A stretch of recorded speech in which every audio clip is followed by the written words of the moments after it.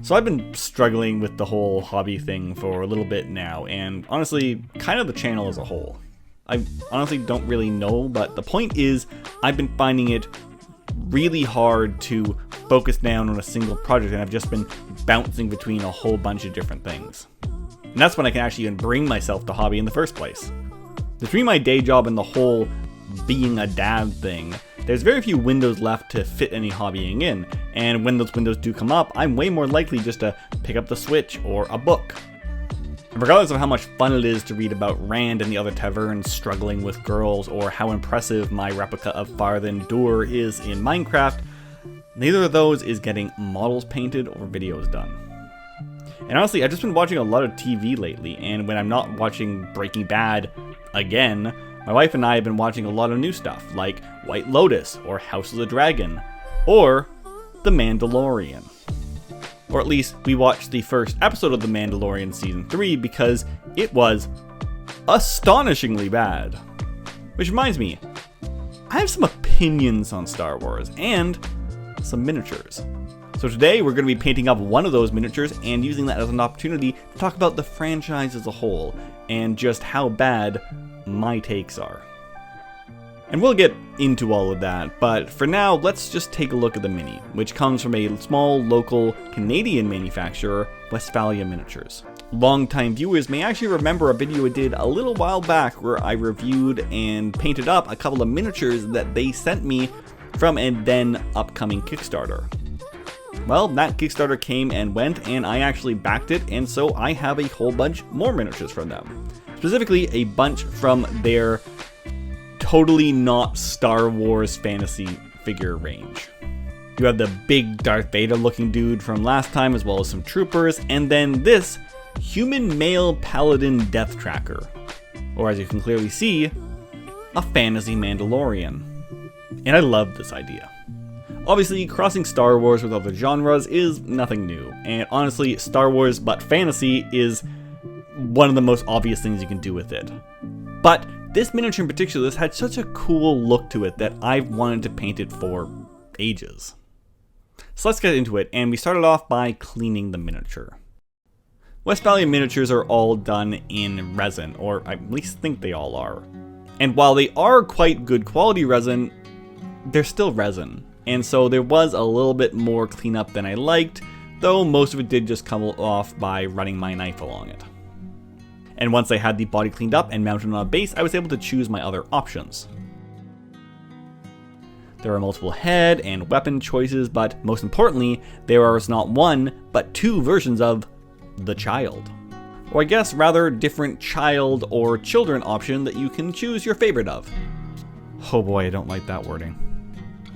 One of the childs is more fantasy looking with horns and a little tail, but the other just had pointy ears, and I chose that one as I felt it was a bit more down to earth and would vaguely fit into the Middle Earth theme, which is where I plan to hang him out with.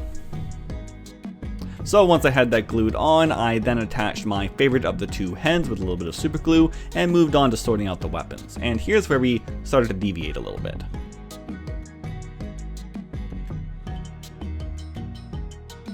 Since I opted for the child in the left hand, I only had right hand options now, and there actually weren't any right hand options, as the only right hand was holding a crossbow. And while I liked that, I really wanted this figure to have a sword. So I took the scabbard that was included in the set, clipped the pommel off and attached that to his back before rifling through my bits box to find an appropriate replacement sword for his right hand. In the end, I think this blade from the Heralds of the Dead Pact worked out really well. This meant he had an old relic of a blade from a past time or civilization. Maybe I'd even paint it black with spooky white light coming off of it. Who knows? I then glued some sand down to give him a simple rocky base and attached a spare crossbow from the Fireforged Foot Sergeant kit along with a little bag of bolts onto his back. And it was then that I remembered, oh yeah, this is resin. I have to wash this. So I went straight to the bathroom and started scrubbing this guy down with some hot soapy water and a toothbrush. And while I'm doing that, this felt like the perfect opportunity to talk about Star Wars. And it's not the first time I've talked about Star Wars here. In fact, the 6th most viewed video on my channel, or 5th if you want to forget that one, is actually one where I built Navarro-style buildings after watching The Mandalorian. And no, I have never finished those buildings, and no, I have painted no more Star Wars Legion figures. Stop asking. But the part of the video that got the most attention on that was my unpopular opinions on the Star Wars franchise. But I do in fact know that I'm correct, so let's do a bit of an update here, as there's been more Star Wars since that last video came out, and most of it's trash. The Book of Boba Fett was an unbearably boring thing with a horribly miscast lead that only became good in the few episodes where it was basically just The Mandalorian again. I couldn't get through one episode of The Bad Batch or even touch Star Wars Tales of the Jedi. Also, wasn't there that like Star Wars Vision thing? I don't know, I don't care, it was probably trash. In fact, the only Star Wars thing that actually got me recently was the Obi-Wan show, as while it was very cheap looking, honestly, I feel like that was originally greenlit as a movie and they just never adjusted the budget. But it was interesting and engaging because it was a character going through an emotional story, and an emotional story that did a admirable job of bridging the gap of the wildly inconsistent settings of the prequel and original trilogies. Then there was Andor, and I actually heard that Andor was really good. But it's Andor. Rogue One is basically the turning stone for when all of Star Wars fell off the deep end, and so a show entirely based around one of the characters I liked the least in that, I just could not care. There is so much stuff out there to watch that I cannot spend my time watching that. I just can't. And all that to say, I don't hate Star Wars. I actually really like Star Wars. Or, I really like some of Star Wars. And the worst part is, The Mandalorian could have been the thing that got me back. In fact, the first season was. The first season was great. The characters and the setting were both fresh and original, but still grounded in the world that we saw. And it felt like it was building to be this great bridge between the original trilogy and the sequel trilogy.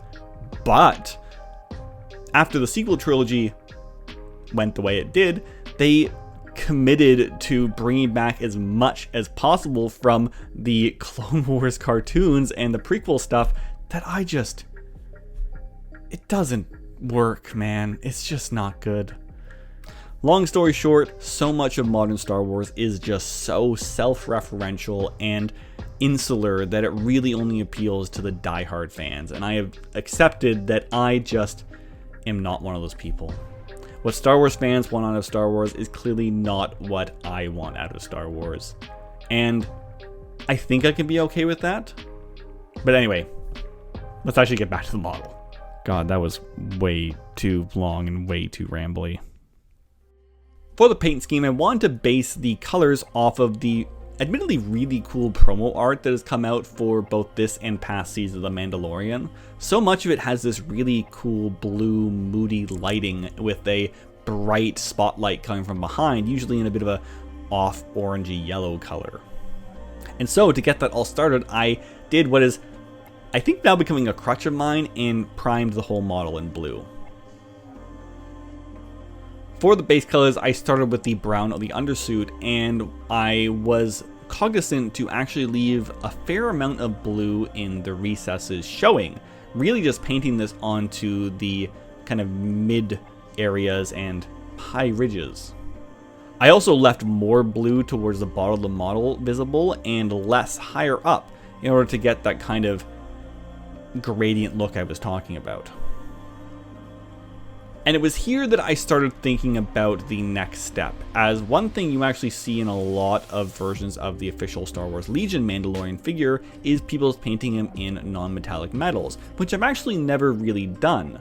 So I was seriously considering doing that here, but I ended up chickening out and just going with the classic TMMs. So I took a bolt gun metal and just applied that in the same way as the undersuit onto the armor itself. Then I painted the cape in gray, once again leaving blue in the recesses, and then picking out any other straps with various shades of brown and tan. And once that was done, I hit the whole thing with a dark blue wash. After that was dry, I went back in and started cleaning everything up, starting with the metals. And I took that same base color and reapplied it on top while still leaving a lot of the shaded metal itself, as well as the dark blue recesses.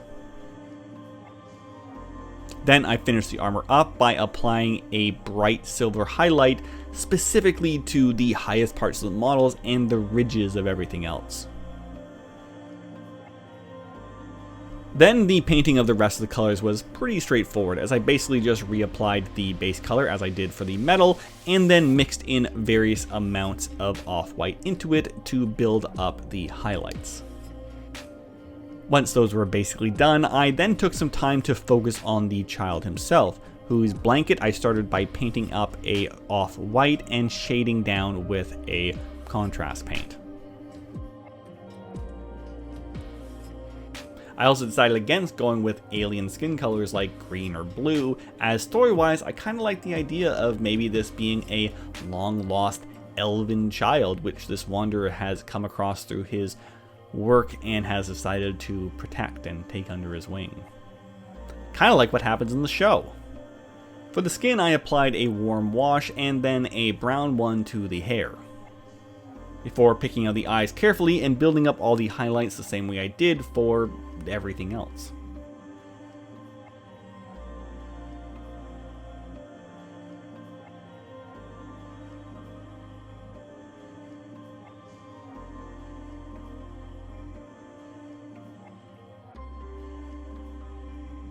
Back to the model itself, I decided to push the colors a little bit further and actually mixed up a little bit of yellow and red ink to get this nice warm orange color, which I then heavily watered down and applied lightly onto the top right hand side of the model, as if the sun was bearing down from that side.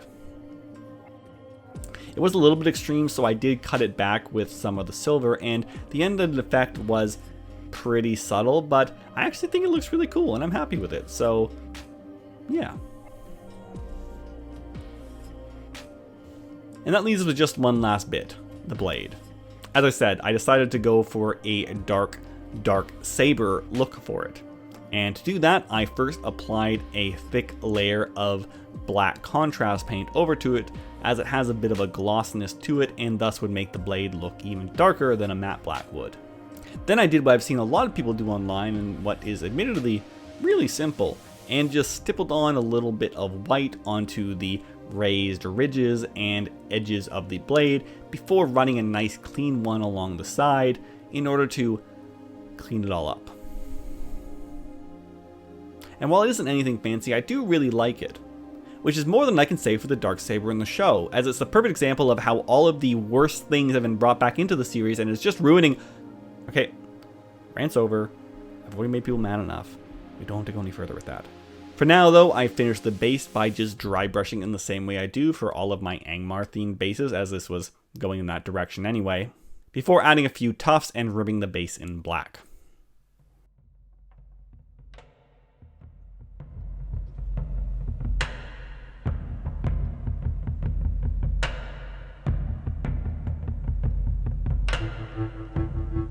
Looking at it now, I definitely could have spent some more time on the figure, but honestly, I'm really happy with what I got out of it.